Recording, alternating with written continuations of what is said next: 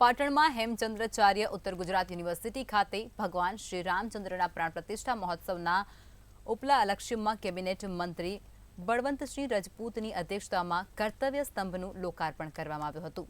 અંદાજિત 2,50,000ના ખર્ચે 1 ટન પથ્થરમાંથી 8 ફૂટ ઊંચું ભગવાન શ્રીરામનું ધનુષનું કર્તવ્ય સ્તંભ સ્થાપના કરવામાં આવી ચૂક્યું છે અને આ કર્તવ્ય સ્તંભ યુવાનો માટે પ્રેરણા સ્તંભ છે।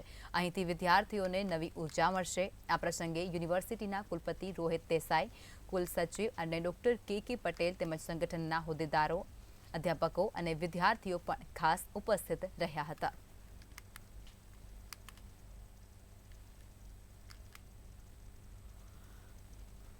प्राण प्रतिष्ठा स्थापना थई અને એમના જે આદર્શો હતા એ આપણે બહુ સારી રીતે જાણીએ છીએ અને આદર્શોના ભાગરૂપે આજે પાટણ યુનિવર્સિટીની અંદર દેસાઈ સાહેબે એમની ટીમે બહુ સરસ કે 23મી તારીખે એટલે બીજા દિવસે 1 ટન અને કર્તવ્ય સ્તંભ નામ આપીને આખું એક ત્રિશુળ લક્ષ્ય કે માણસે પોતાના જીવનની અંદર કર્તવ્ય એક મન લક્ષ્ય નક્કી કરે।